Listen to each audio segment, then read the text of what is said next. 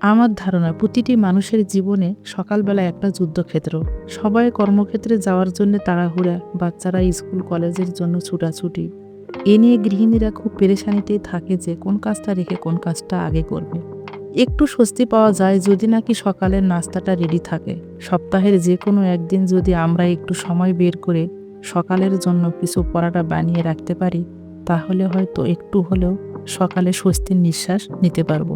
তাই আসুন আমি কিভাবে সারা সপ্তাহের পরোটা বানিয়ে ডিপ ফ্রিজে রেখে সারা মাস বা সপ্তাহ জুড়ে খাই তা আপনাদের দেখিয়ে দেই। আসসালামু আলাইকুম, আমি শাহিনা।